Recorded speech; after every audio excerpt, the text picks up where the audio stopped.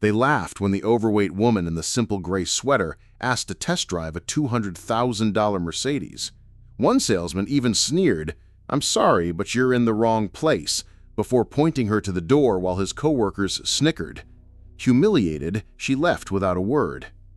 But the next morning, their fake smiles vanished when a gleaming Rolls Royce Phantom pulled up.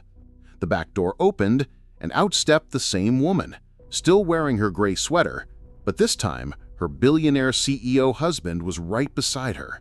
And when he looked those smug salesmen dead in the eye, they knew they just made the biggest mistake of their careers.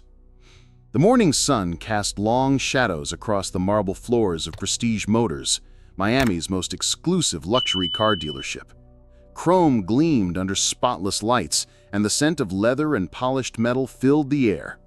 This wasn't just a car lot, it was a temple to wealth, where dreams wore price tags most people couldn't pronounce. Logan Chen adjusted his silk tie and checked his Rolex. As head of sales, he prided himself on reading customers the moment they walked through those glass doors.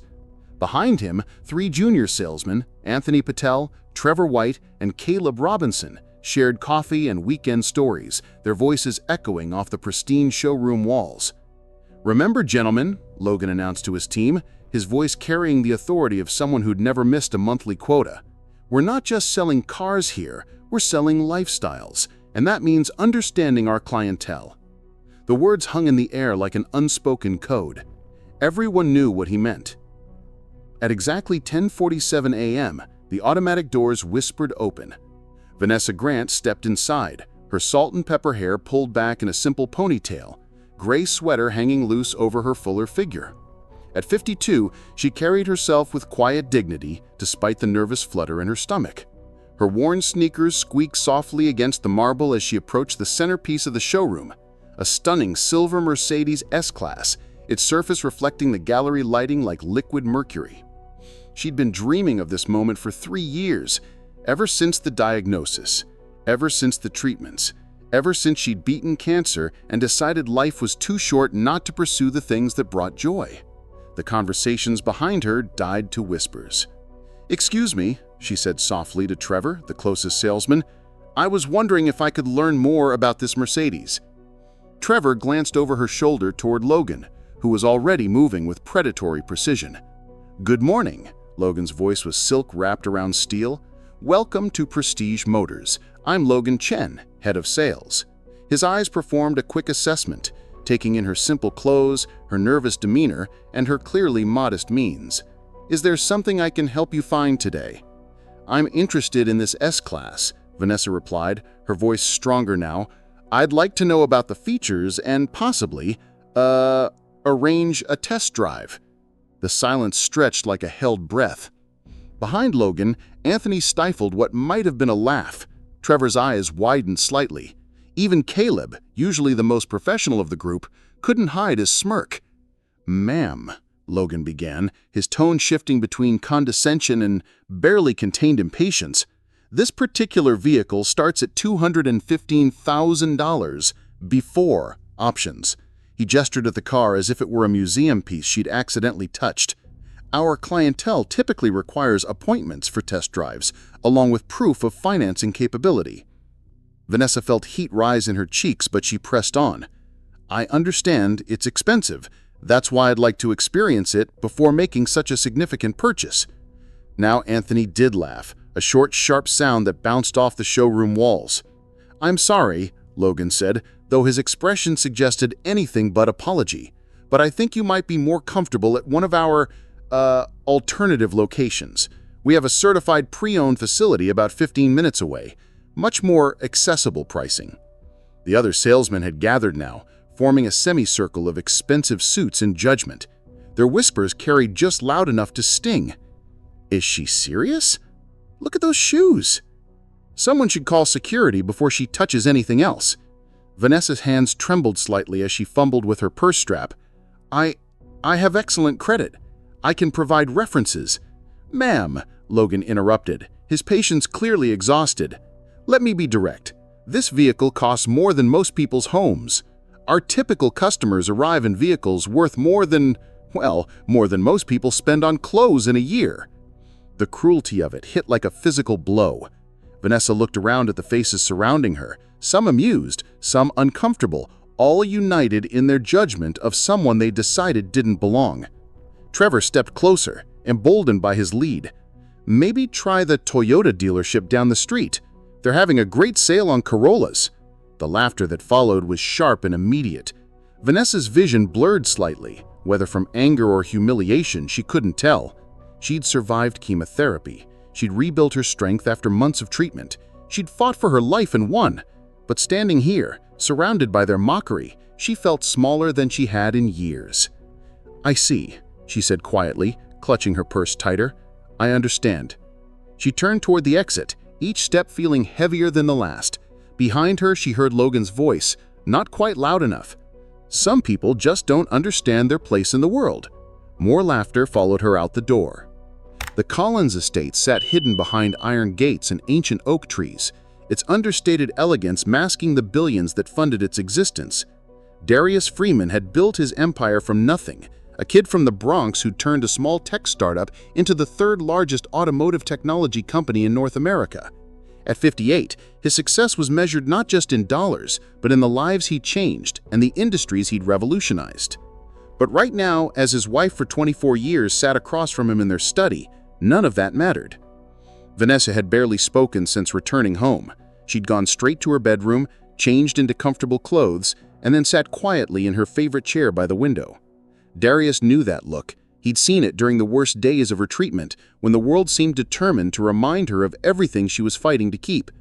"Tell me what happened," he said softly, setting aside the quarterly reports he'd been reviewing. The story came out slowly, each detail another small cruelty. The looks, the whispers, the outright mockery. As Vanessa spoke, Darius felt something cold and hard settling in his chest. Not rage, though that was there too, but something deeper. Disappointment in humanity, fury at the casual cruelty people inflicted on others. "You know," he said finally, "I've been thinking about expanding our automotive investments." Vanessa looked at him with tired eyes. "Darius, please don't do anything dramatic. I just want to forget it happened." "I'm not talking about revenge," he replied, though his jaw was set in a way she recognized. "I'm talking about education. Some lessons can only be learned through experience." He reached into his desk drawer and pulled out a file folder, one of dozens he kept on various business interests and opportunities. Prestige Motors has been struggling financially. Their parent company has been looking for buyers for 6 months. Vanessa's eyes widened. "You're not thinking of—" "I'm thinking of a lot of things," Darius said, "but mostly I'm thinking about how many other people walk into that dealership and leave feeling the way you did today. And I'm thinking about whether that's the kind of business I want operating in our city." The morning sun arrived crisp and clear, Miami's skyline gleaming under perfect blue skies. At Prestige Motors, Logan Chen arrived early, coffee in hand, ready to close a deal with the Harrison family, old money clients looking to add to their collection. He'd almost forgotten about yesterday's interruption. Almost. At exactly 11:15 a.m., the distinctive purr of an exceptional engine drew every eye in the showroom to the street outside. The Rolls Royce Phantom that glided to a stop wasn't just expensive, it was extraordinary. Custom midnight blue paint seemed to absorb and reflect light simultaneously. Chrome gleamed like liquid mercury. Even Logan, surrounded daily by luxury vehicles, felt his breath catch. "Holy shit," Anthony whispered, earning sharp looks from nearby customers. A uniformed chauffeur emerged and moved to the rear passenger door with practiced precision. The first person to exit was a man Logan didn't recognize. Tall, impeccably dressed, with silver-touched hair and the bearing of someone accustomed to command. His suit alone probably cost more than most people's monthly salary. But it was the second person that made Logan's blood run cold. Vanessa Grant stepped out of the Rolls Royce wearing the exact same gray sweater from yesterday, the exact same simple ponytail, the exact same worn sneakers. But this time, she stood beside a man whose presence commanded attention from every person in the dealership. Through the floor-to-ceiling windows, Logan watched as the man placed a gentle hand on Vanessa's back, speaking to her quietly. She nodded, smiled, actually smiled, and together they walked toward the entrance. "Logan?" Trevor's voice was tight with panic. "Isn't that the woman from yesterday?"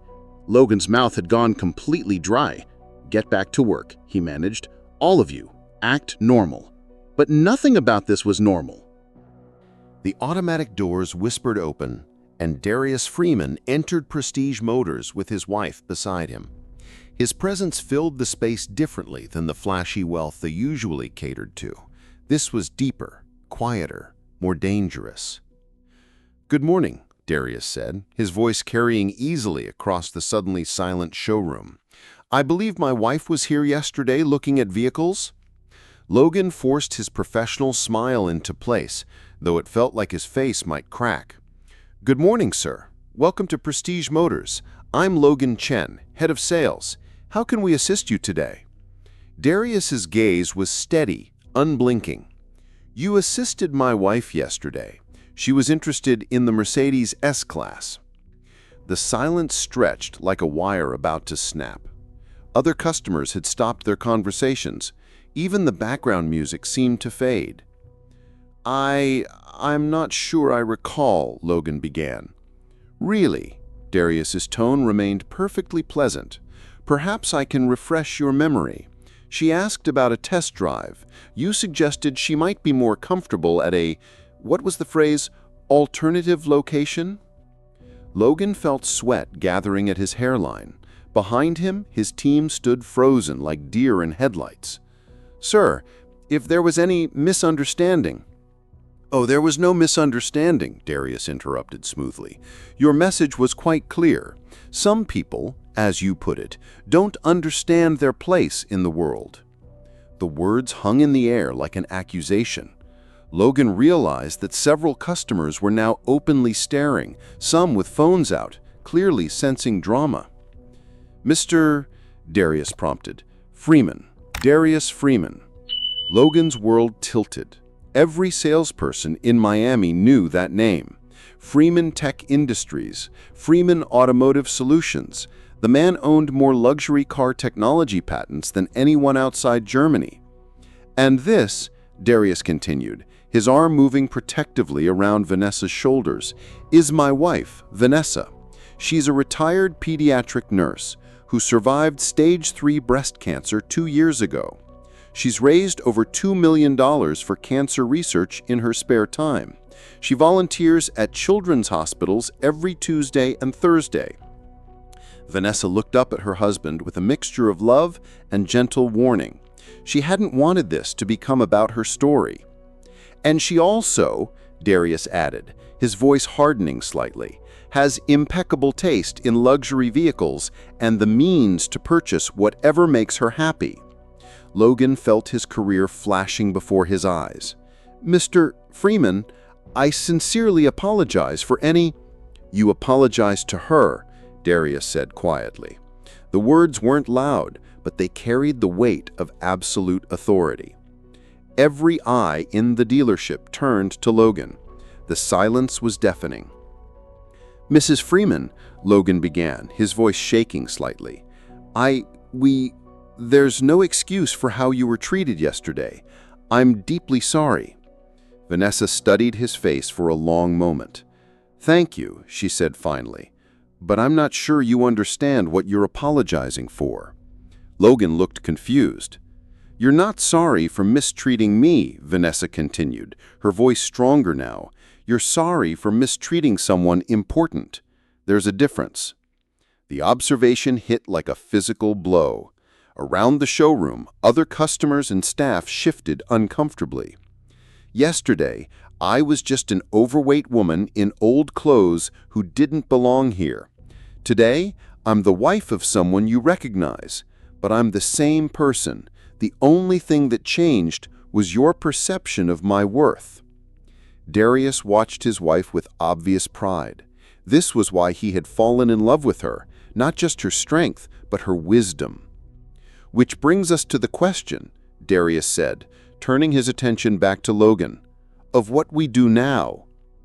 Logan's hands trembled slightly as he processed the magnitude of his situation. Behind him, Anthony, Trevor, and Caleb looked like they were attending their own funeral. The showroom had gone completely silent except for the soft hum of air conditioning and the distant sound of Miami traffic. Mr. Freeman, Logan began desperately, please understand that what happened yesterday doesn't represent our values as a dealership. We pride ourselves on excellent customer service. Do you? Darius interrupted. Because from where I stand, yesterday represented your values perfectly. The question is whether those are values you want to continue representing. An older customer near the Bentley display was openly recording now, his phone held high. This would be online within hours. I'd like to speak with your manager, Darius continued. I am the manager, sir. Head of sales. No, Darius replied calmly. I'd like to speak with the owner. Logan's face went pale. Mr. Harrison he's not typically available for... Then make him available. The authority in Darius's voice brooked no argument. Logan fumbled for his phone, hands shaking as he dialed. The conversation was brief and panicked. Yes, Darius Freeman was here. Yes, that Darius Freeman. Yes, right now. Within 10 minutes, James Harrison burst through the office door at the back of the showroom. In his 60s, impeccably dressed but clearly rattled, he approached with the desperate energy of a man whose business was hanging by a thread. Mr. Freeman, Harrison's smile was wide and entirely artificial. What an unexpected pleasure! Welcome to Prestige Motors. Darius didn't extend his hand. Mr. Harrison, we need to talk. Of course. Please, come to my office. Here is fine. This concerns your entire staff. Harrison's smile flickered. He glanced around at the gathered crowd. Customers, salespeople, even some service technicians who had emerged from the back to see what was happening. Perhaps we could discuss this more privately. Privacy is what allows behavior like this to continue, Vanessa said, speaking for the first time since the apology. Her voice was quiet, but clear. Darius nodded approvingly. Yesterday, your head of sales and his team treated my wife with contempt and cruelty, not because she was rude or difficult, but because they decided she didn't look wealthy enough to deserve basic human respect. The accusation hung in the air like smoke. Logan opened his mouth to protest, but Darius held up a hand. I've been in business for 30 years, Mr. Harrison. I've learned that character reveals itself most clearly in how people treat those they believe can't affect their lives. Your employees failed that test spectacularly. Harrison was sweating now. Mr. Freeman, please, whatever we can do to make this right. Can you? Darius asked. Can you make right the fact that my wife went home yesterday, questioning her own worth? Can you undo the humiliation she felt walking out of here while your employees laughed? Vanessa placed a gentle hand on her husband. Darius, she said softly. It was a reminder, not a rebuke. He looked at her and nodded slightly. When he turned back to Harrison, his voice was calmer, but no less firm. Here's what's going to happen, Darius said. First, my wife is going to test drive that Mercedes. She's going to receive the same treatment you'd give to any valued customer. If she decides to purchase it, you're going to complete that transaction with professionalism and respect. Harrison nodded eagerly. Absolutely, of course. Second, Darius continued, you're going to implement mandatory sensitivity training for every employee. Not just about customer service, but about unconscious bias and the dignity every person deserves regardless of their appearance or bank account. Yes, we can arrange that immediately. Third, and here Darius's voice grew harder, you're going to donate $50,000 to the Miami Cancer Research Foundation in my wife's name. Since your employees seem to find her appearance so amusing, they can contribute to helping other cancer survivors. The figure made Harrison visibly wince, but he nodded. And finally, Darius said, his gaze moving to Logan and his team, you're going to decide whether employees who treat vulnerable people as entertainment deserve to represent your business. Logan felt his career collapsing in real time. Mr. Freeman, please. I'm not interested in your pleas, Darius replied. I'm interested in whether you've learned anything from this experience. The question hung in the air. Logan looked around at the faces watching him, some sympathetic, some disgusted, all waiting for his response. Logan began, then stopped. For the first time in his career, his practiced words failed him. I was wrong. We were wrong. There's no excuse for what we did. Being wrong is fixable, Vanessa said quietly. Being cruel is a choice.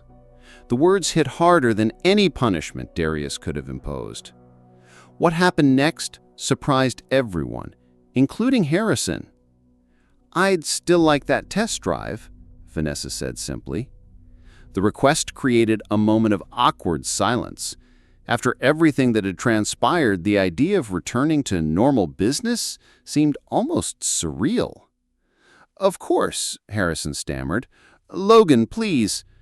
Actually, Vanessa interrupted, I'd prefer if someone else handled it. Logan's face reddened, but he nodded. Trevor, please assist Mrs. Freeman.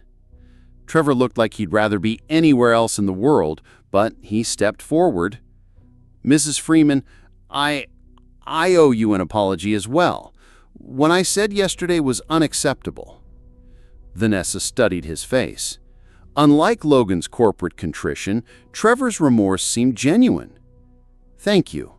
That means something. The test drive took 20 minutes.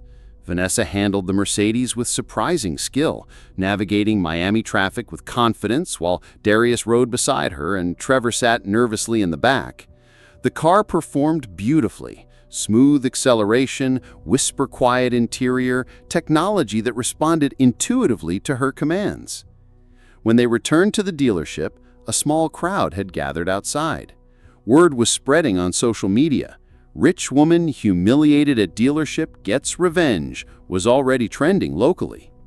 But as they walked back into the showroom, Vanessa surprised everyone again. I'll take it, she said simply. Harrison nearly collapsed with relief. Wonderful! Trevor will handle all the paperwork. With one condition, Vanessa added. The room held its breath. I want Logan to complete the sale. Every eye turned to her in shock. Logan himself looked confused and suspicious. Mrs. Freeman, I don't think that's... I do, Vanessa said firmly. Yesterday, Logan decided I wasn't worth his time based on my appearance. Today, I want him to complete a $230,000 transaction with the same person he dismissed.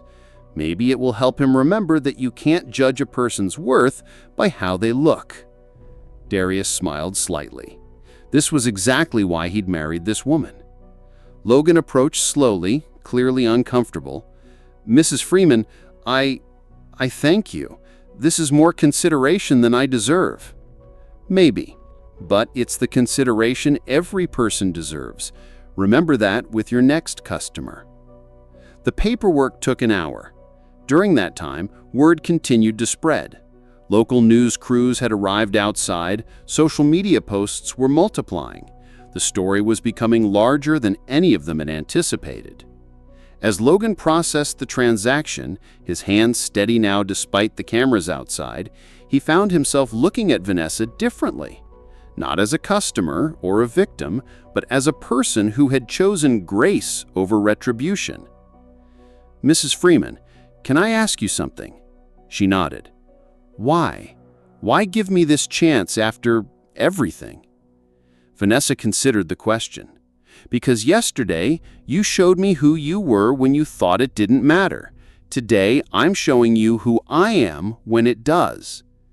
The observation was profound in its simplicity. Logan realized he was witnessing something rare, true character in action. I won't forget this, he said quietly. Good. But don't remember it just for my sake.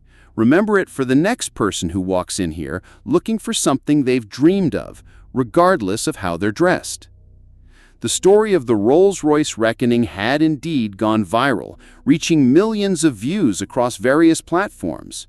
Prestige Motors had become an unexpected case study in customer service recovery. Harrison had implemented the promised changes, sensitivity training, community outreach, and a complete overhaul of their sales approach. Logan Chen, rather than being fired, had become the program's most dedicated advocate. His transformation from entitled salesman to empathetic customer advocate had become part of the dealership's new training curriculum. Trevor had left the luxury car business entirely, deciding to become a teacher. Anthony and Caleb had moved to other dealerships, but both carried the lessons of that day with them. Darius had never followed through on his threat to buy the dealership. He didn't need to. The changes had taken root organically. Vanessa loved her Mercedes. She drove it to her volunteer work at the hospital, to cancer support group meetings, and on weekend trips with Darius. But more importantly, she'd reclaimed something that day at the dealership. Not just her dignity, but her faith in the possibility of human growth. The real victory wasn't in the viral fame or the forced apologies. It was in the letter she received 6 months later from a young woman who had seen the story online. "Dear Mrs. Freeman, I'm writing to thank you. Last week I went car shopping for the first time since my divorce. I was nervous about my credit, about my appearance, about whether I belonged there. But I remembered your story. I walked in with confidence, demanded respect, and got it. I drove home in my new car thinking about how one person's courage can inspire another's courage. Thank you for showing me that our worth isn't determined by other people's judgments." That letter, more than any business victory or viral video, proved that the real change hadn't happened in a luxury car dealership. It had happened in the hearts and minds of people who learned that dignity isn't earned by wealth or status. It's the birthright of every human being. And as Vanessa and Darius sat in their study that evening, reading through similar letters that arrived almost daily, she reflected on how dramatically one day had changed so many lives. "Do you think they really learned?" she asked. Darius looked up from his tablet where he was reading yet another article about the incident. "Some did, some didn't. But that's not really the point, is it?" "What is the point?" He set down the tablet and looked at his wife, the woman who had faced cancer with courage, who had turned humiliation into education, who had chosen grace over retribution. "The point is that you reminded everyone watching that how we treat others when we think it doesn't matter is exactly when it matters most. You didn't just buy a car that day. You bought a lesson for anyone willing to learn it." Outside their window, Miami glittered in the darkness. Somewhere in that city, someone was being judged by their appearance. Someone was being dismissed because they didn't look the part. Someone was made to feel small. But somewhere else remembered the story of a woman in a gray sweater who proved that true worth can't be measured by anything except the size of one's heart. And sometimes that's enough to change the world, one interaction at a time. The story had spread far beyond Miami, far beyond luxury car dealerships. It had become a reminder that in a world quick to judge, slow to empathize, and eager to dismiss, the real luxury isn't what we own. It's how we treat each other when we think no one important is watching. Because the truth is, someone important is always watching. And sometimes they're wearing a simple gray sweater and asking for nothing more than the basic respect every human being deserves. Would you have treated her differently? Would you have stood up for her? Would you have had the grace to forgive? Don't just scroll past this story. Share it with someone who needs to remember that real worth has nothing to do with appearances and everything to do with how we treat the people who can't do anything for us. Because in the end, we're all just people trying to find our place in the world. And we all deserve to be treated with dignity, regardless of what we're wearing or driving or carrying in our bank account. The question isn't whether you can afford luxury. The question is whether you can afford to be cruel.